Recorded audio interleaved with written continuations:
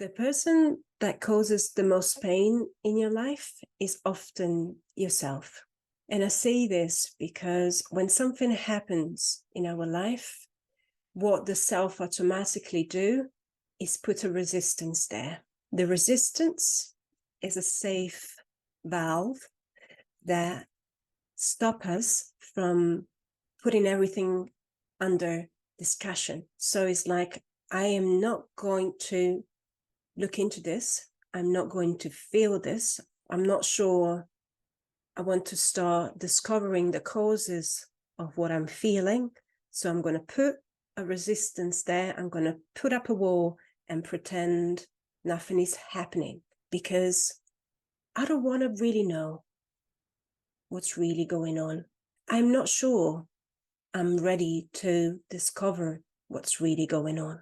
Every time you face a conflict, there's a part of you that holds back. There's a part of you that shuts down because it just doesn't want to follow through with the consequences. So it's much easier to take the easy route and pretend that nothing is happening and just sweep everything under the carpet than just face your feelings, mainly.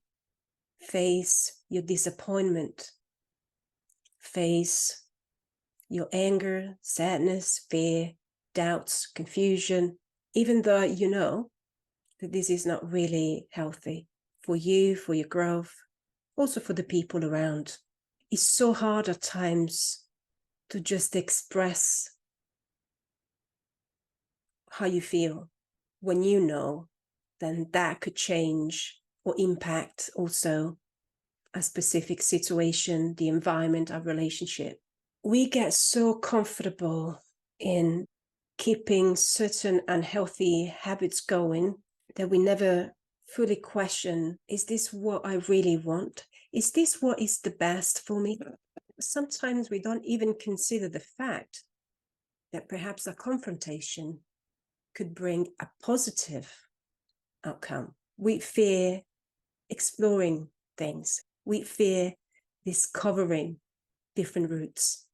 We don't want that in our life. We want to stay comfortable and keep going, sticking with the things we already know. It took so long just to stick with that. Why should I learn new things? Even if it's not the best. What about you do something crazy and you just do something that is unexpected, that people don't expect from you? What happens if you get to face a part of yourself that you're not used to? Children don't have this problem. They just go along with what they feel is generally happening in the moment. As adults, we start inhibiting these parts of the self because it's not acceptable. The enemy is often fearing consequences or fearing things changing or fearing confrontation. We don't want to disturb the waters, part of the process of growing, challenge the status quo. And that takes courage. And perhaps you may make some mistakes at the beginning because you practicing as you explore. We can learn to work with the self in a way that doesn't suppress aspects of who we are. Sometimes we just need to find the appropriate places to express certain parts. It's just because sometimes we express certain parts in the wrong environment, especially when these parts are exacerbated. They just want to come out. And so they come out in a funky way. But just reflecting on this, it allows you to observe these parts, reflect on these aspects with a more compassionate, loving sight. Thank you for watching this video. I really appreciate you taking the time. Please subscribe to my channel. That really helps my work. Please feel free to share any perspective on this. Thank you.